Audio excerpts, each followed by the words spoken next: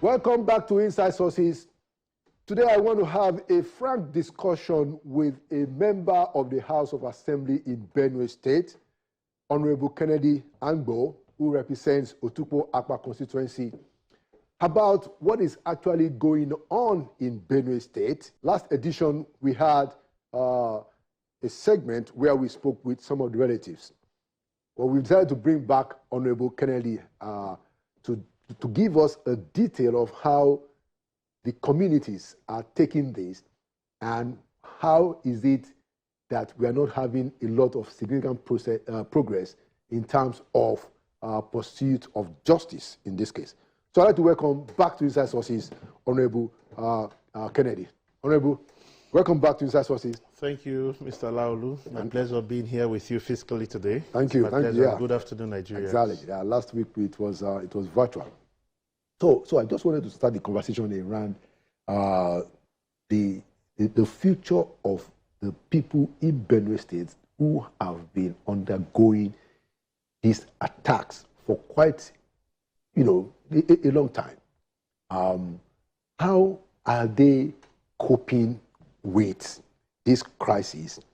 And then, do you see any progress? How do you assess the getting justice for the victims, over the years? How has that been?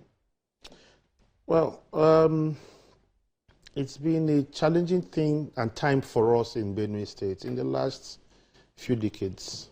We've not had it easy. But short of me having the right figures, I think close to 500,000 people have been killed in the last 2 decades or so as a result of used to be herders, farmers clashes. But that is a mild way of putting what's going on in Benue. It's never been about clash. When you say there's a clash, it means we are mutually fighting over something. But what's happening is far from that. What's happening is annexation. What's happening is people violating your rights, your social rights, your economic rights, your fundamental rights. And these will come into your territory. These are foreigners who come into your territory. A man comes to your house, rapes you, kills you, maims your children, takes away your food, uproot your crops, burn down the ones they can't eat, they can't finish eating. That is crime and criminality of the highest order. So when you reduce it to clash, you're making mild of what's going on in Benue State. I understand that. But I want us to take off from how is it when you look at how is justice being served? Are those people that are arrested, are they being... So I'm going to that. Okay. So when you look at that, it forms the foundation for why justice should, whether we should talk about justice or otherwise.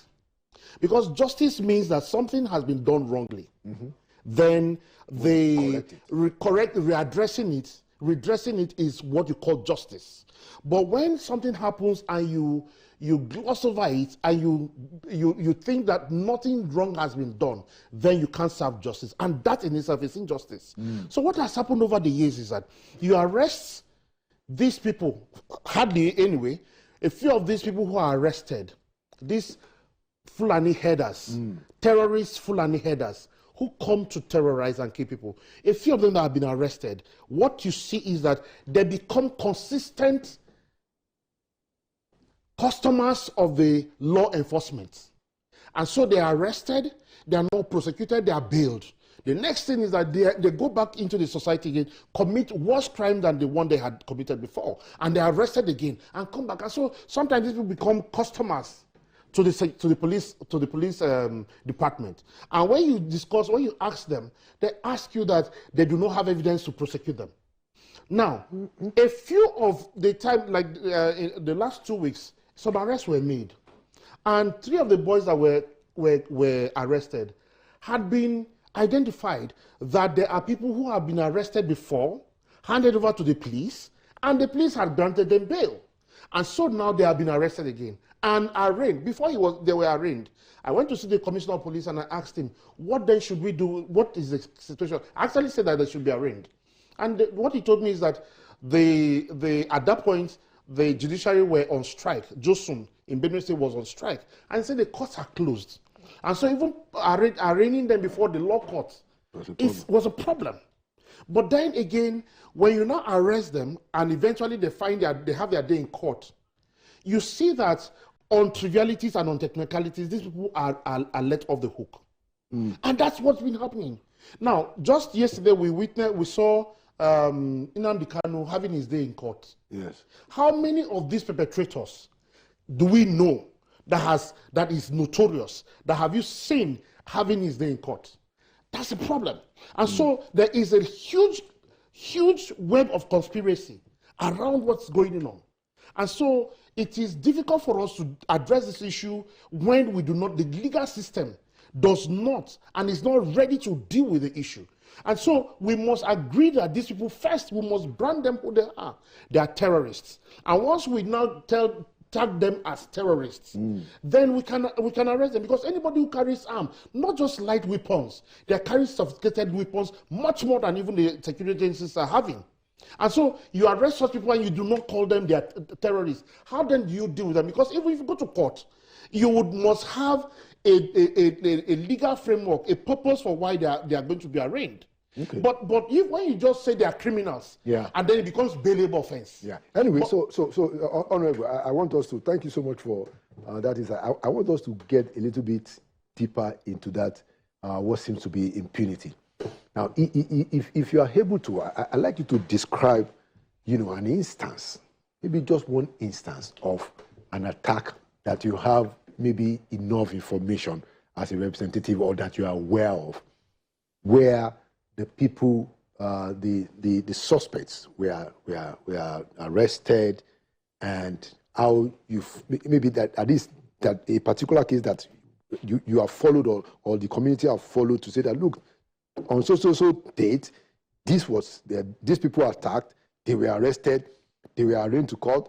They said that they don't have evidence or they were bailed. Do you have, are we able to describe a little bit more specificity, even if it's just one, for us to be able to establish what is clearly a judicial crisis? I know, and I think I should say this also. I know that, the issue of impunity and getting justice for the people who are victims of all of these attacks, especially in places like Plateau and Benue, I know that it's a big deal. I remember that when I was when we were in office, in the presidency, that I tried to even, work with the security agencies to get, look, we needed the names of the suspects, and we got, we got names of suspects that were arrested, the offenses that were charged, the police people gave it to us, but where we had a problem, if I remember very well, was that even the attorney general of the states were not pushing the case enough. I remember that the vice president then had to have, call the attorney generals, to Abuja and have some kind of a meeting that, look, it's in your hands. So I understand that situation, but I wanted to know whether you can give us a bit more specificity, one or two cases that you have followed or that you are aware of that proves this point, that there's a crisis in terms of pursuing these people for justice. So for me, I would answer you straight what I know. I haven't been able to follow up anyone up to the point of the court, and this is the simple reason that when you arrest them, before it even gets to the point of taking them to court, they are released. That much I can tell you. So I have not even followed all the way to the court yet. So the first layer of it is that they are not even allowed to go to the court. But you have personally witnessed cases where people that were arrested were released. Oh yes. So sometime in February, my people got tired and decided to go and comb the bush. The Federal University of Science, Health Sciences in Akwete, which is in the local government, because there's construction work ongoing there. Right. For a period of time, work wasn't going on. And so for that reason, the contractors abandoned sites. But the people who came as laborers were still harbored there. And they resorted to kidnapping.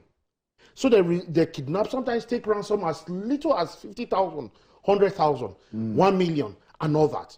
And so the people went to, hunters and vigilantes went to the bush and made arrests. I think about 20 people, and took them to the police. Now, the police, I got involved and I told them to transfer these people to Benue State, to the headquarters in Makurdi, for them to be prosecuted. And the rest, as they say, is history. That's one scenario. I also got a call in the wake of these happenings. I got a call about an emir from Niger State, who also, there are also evidence that some cattle rearer or header or a terrorist, as the case may be, was arrested by the community and taken to the police. And he got a call from the Mieti Allah. In fact, I was told that the Secretary General was the one who made the call. The second call that came from that body was the Secretary General and Secretary General of Mieti Allah, okay. Magban, asking the emir to release the guy that was kidnapped, that was apprehended. So now, is the guy in the custody of the emir, or no? He was in the custody of the police. But he wanted the emir to influence. To influence it.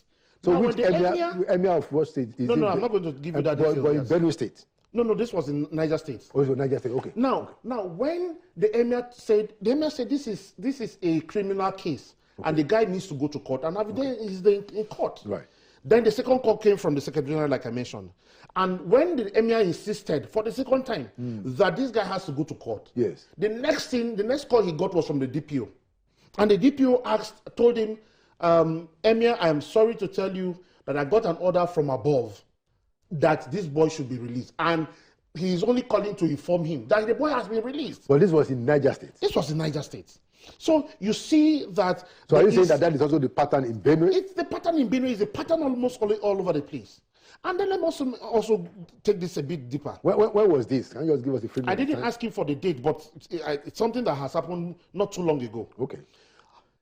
Benue State shares border with Nasarawa State. Majority of the people who come in from to attack us, yes, are people who take their safe haven, or they come from Nasarawa State, either from local or from Awe. Awe is one place that has harbored these criminals, and they have boundary with us in Benue State.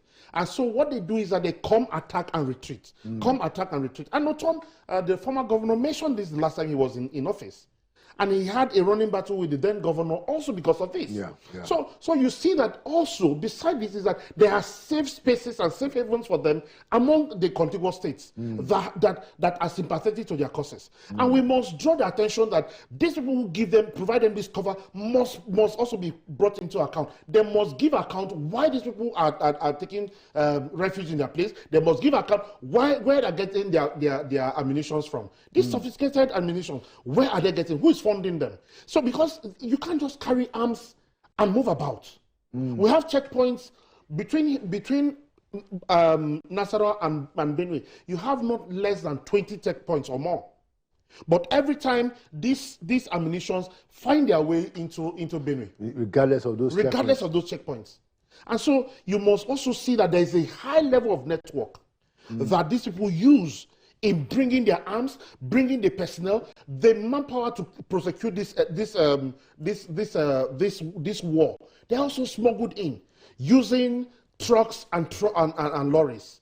So they bring them in the cover of the night, and they come in disguise, and they come in the cover of the night and diffuse into the forest. And then they of course, when they're coming, sometimes they carry these cattle and they hide the guns under them. Hence, our security agencies are unable to detect them. What else do you think can be done? And we're coming to the federal government, but I wanted us to start from the state. What else can the state do within its own powers in terms of justice, in terms of law enforcement, to try and nick this thing on the board? Okay, so one of the things we must also understand is that the people who administer the laws are human beings. Yeah. They are susceptible to the vagaries of life. Some of them tilt the scale of justice in the direction to who pays them. That is a known fact anywhere. And I'm not criminalizing the justice system, but I'm saying that we also have corrupt judges that where they are supposed to look at the law the way it is, they would look at technicalities and base judgments on that. So for us in Benue State, you know, again, the issue of the law legislating on arms and ammunition, light weapons and all that, right. it is an exclusive legislation. And so that must be squarely situated with the National Assembly. That anybody who is the truth of the matter is that I think bearing arms is not I think it's not a capital offense. But when the law wants to catch up with you, right, if they see with light weapons, they will make sure you go to jail. Yeah. So the application of the law is a problem. And so whereas the same law where somebody is arrested with arms and is bailed for just 2,000 naira, some other person will be seen with ammunition, especially during elections, and you see that this person goes to prison. And so bearing arms, as far as the law is concerned, is supposed to be a criminal offense. But some judges will grant you bail because of the powers that are behind the person that has been arrested. And so these are things we also need to look at. So the jurisprudence is not just about the law itself, it's also the implementers, the application of the law. Who interprets it? Is the person interpreting it to suit the country? Because what I've also discovered with lawmaking in Nigeria is that people make laws, or lawmakers make laws not essentially for the benefit of all. Sometimes laws are made to cover for the immediate, and that's where we have lacunas in the law. When I'm in the office, I maybe because I'm enjoying the cover of the office right now, that is tenured. Some people say because I am there for now, I must make the law to protect my office. And that law cannot stand the test of time, because when another person comes and you test that law against other standards, the law will crumble. And that's the problem we have. And so if we must make laws, the law must not be retrogressive, the law must not be targeted at person, the law must not protect certain individuals. It must be law for all. Take, for example, the law that was recently passed, the cybercrime law. I have a problem with some of those laws. Because in one breath, the law, you're supposed to have freedom of information, freedom of expression. And on the other hand, you're curtailing that law. You know what the problem is now? Right. It means that tomorrow, if Laulu is found to run against the state, they can invoke the one that the state will use to punish you. If it's in the interest of the state, they will go with the one that suits the state. Yes, I understand. And that's a problem. Yeah. So I mean, to the question of collusion and the implication for the people, General T.Y. Danjuma has been quite very vocal over the years. You know, I remember even when President Buhari was in office, he did say this, and I think even recently, about a few weeks ago, he said it again, that people have to defend themselves. So you represent the people of Benue State in the House of Assembly. Are the people in your constituency, are they, you know, are they buying this idea of defending themselves, or what is the way out in your? What are you hearing from your people? Right now, the people are agitating for self-protection, self-defense. But you know, the truth of the matter is that until they get clearance from the security agencies, the DSS, the police, and maybe a few other agencies, they cannot defend themselves against the aggression of these expansionists. Because they can't carry AK-47. They can't carry AK-49. They can't carry RPG. They can't carry these things that these people come with. For now. Because the law does not permit them to do so. However, even if you want to arm your people, as advocated by General T.Y. Danjuma, and also the DG of the DG of DSS, of SSS, you can't do that unless, even if you go and procure, I think the one that the license is double barrett. Right. How many double barrett is like this, and it comes out and then you reload again? These guys come with you. And one round is 30 rounds. And then they come with double magazines sometimes. Sometimes they even carry a machine that has revolving ammunitions that will spray up to 200 ammunitions at the same time. This is looking like a militia. It is a militia. So let's get down to that. It is nothing short of militia. And it is a militia arm of the expansionists. And, you know, the idea is this. There has been threats against the Fulanis from other neighboring countries. Somalia, Mali, Guinea, and all of that, where you find a large number of Fulanis.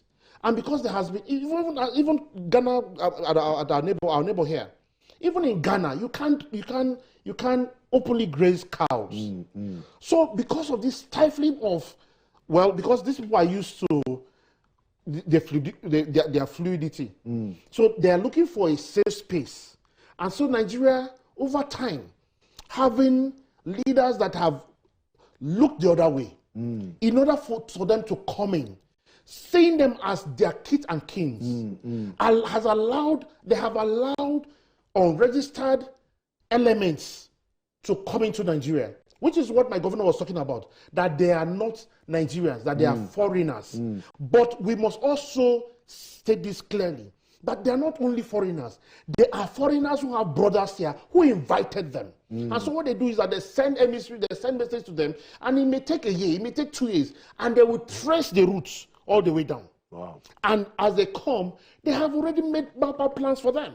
And that's why you see them, bring them and say, okay, begin to go down south. Begin to head towards Benue. Some people allege that there's even like a map. There is a map. That map is all over the place. There is a map. There's a route all the way from Senegal down to the east. And that they've identified particular places. Oh, they have. Wow. So these are elements that must be checked. Now, because Nigeria has not been serious, particularly with leadership, the leadership of Nigeria has not been serious in tackling these issues. Because if we are serious, number one, every foreigner who comes into this country should be identified. And that's what people do all over the world. So I wanted to ask this final question, that why hasn't the people of Benue State come up with something like their Motekun that the Southwest people came up with? And then if you were to get an opportunity to look or meet the president on this matter, what will you ask him to do to solve this problem? Final question. Well, I will start with the last. If I were to meet the president, what I would tell Mr. President is, number one, be the president that we voted for. Deal decisively with every issue, any issue of insecurity, insurrection, terrorism, any form of it. It doesn't matter who the person is. And it doesn't matter who is pressurizing you. You must deal with the issue squarely. That's number one. Number two, you asked what form have we taken as the people of Benue State? Just like the Southwest came up with Amatekun. So in Benue, we used to have the volunteers guard, we used to have the livestock guard as well. And so last year we harmonized the law, and we now have what you have the civil protection guard in Benue State, which is an umbrella body that houses all the vigilantes and all the groups in Benue. And that is supposed to deal with some of these issues. But the problem is that these people, number one, do not have the wherewithal. We've not done proper trainings for them. They need to be trained. Right. We've not properly equipped them. They need to be equipped. We need to buy them rifles. We need to get clearance from the NSA. And I hope the NSA will be able to give clearance, because he was in Benue and he saw the bloodbath. Yeah. And these are the things we need to do for Benue to defend itself. And how do you think Governor Halia, final question, is handling the matter? I think so far the governor has been very decisive. if you ask me to call the governor right now on security, in the last how many weeks, he's done beyond 80%. And that for me is the kind of call I want to see from my executive, from the governor of Benue State. He has provided leadership, he has provided the direction, and that's why we're seeing the result we're seeing now. Arrests being made, and there's relative calm returning to Benue State, particularly in my place. We've not had such incidences, and we have seen a lot of migration. There's bombardment going on, and the governor was in Abuja last week to speak with the president, to also speak with the security chiefs. And we have seen a lot. Now Benue State didn't used to have CTU. That's the counter-terrorism unit. Now we have that in Benue. That's the kind of leadership we have longed for. And that's what we have in Benue State right now. All right. Thank you so much, Honorable Kennedy Hambo. Thank you for your time. And thank you for your services and your contribution. This is an issue that we are going to stick with because it's been on for a long time. And, you know, I agree with you that this is something that President can really sort out. Yeah, last word.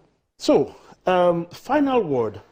If we want to deal with the issue, particularly in Zone C, what is Zone C? Zone C is the police. Zone C is the Benue has 3 zones, senatorial zones. Oh, okay. So you have zones A and B and C. All right. Zones A, B are the chief areas. Zone C is the Doma area, comprising 9 local governments out of 23. Okay. Now there is also a growing. And you are from that zone. I'm from Zone C. That's Otukpo, Opoko, Apagatu, Malado, Oju, Obi, and Ogbadibu. Right. Now, we also have, as a challenge, the insecurity challenge we're having right now is heightened by the man called the Ardo of the Fulanis that is in charge of Zone C. That man has assumed a mystical figure. Mystical, not mythical. Okay, mystical. Okay. And he has told and challenged our chiefs that they can go to any length, that there's nothing they can do because he has his connection to the higher mighty. So he has challenged the Ado, yes. Challenge them specifically how? That this attack that is going on will be sustained. And until they give up certain, yes. Did he say that publicly? Well, he said that. Even the security agencies can allude to that. On the record? It's on record. And he's not been arrested? Oh, no, he's not been arrested. And we're calling that the Ardo must be arrested. He must be brought for questioning. But where did he say this publicly? He said that to the Ochotukpo. He told that to the Ochotukpo. Ochotukpo is also a traditional ruler? He is a traditional ruler of Otukpo, which I represent. And the Ado is like the head of the local people of his natives in the entire Zone C, the entire Doma land. So it also means that even the people that were arrested, they said for them to come into Otukpo, they needed clearance from the Ado. To come to... Even these people committing this crime. So you mean that for them to come and attack, the Ado had to... He knows. But you know, okay, so wouldn't that be putting the Ado on the spot? Did the Ado own up? I am challenging that the Ado be brought up. Did the Ado own up to say that he brought them? He didn't own up, but he had told the Ochotukpo that this attack would be sustained because, see, I'm mentioning names. I understand, so and I want us to get it very clear. So when you said the Ado told the Udoma, the Ochotukpo, was it at a public event, or is it the people that reported it? So they had security meetings. You know how chiefs to chiefs will meet to resolve issues. Right. And he told them that asking us to leave, we will not leave. That's the Ado. Yes. So in the meeting of the chiefs. Yes, he said they will not leave, that there's nothing they can do. And even recently, there was a viral video that in Plateau State, where one of the, I don't know whether he's also an Ado there, where the Fulani man was saying that the land, the Mangu land belongs to all of them, that they cannot ask them to leave, that if they must leave, then nobody will have heritage there. And these things are on the record. They are on record. Okay. And nobody.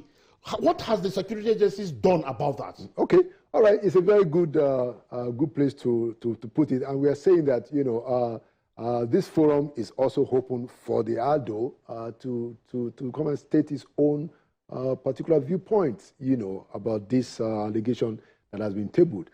Thank you so much, Honorable Kennedy, for coming to Inside Sources. Thank you for your zeal for your people and your public interest. Thank you for coming to Inside Sources. Thank you. Another edition of Inside Sources, like we always say, Nigeria will prevail. It means Nigeria will win because we won't give up. We continue to talk about important issues, and hopefully we will get a break one day. Thank you for watching. My name is Laulu Akonde, and by the grace of God, I'll see you at the next edition.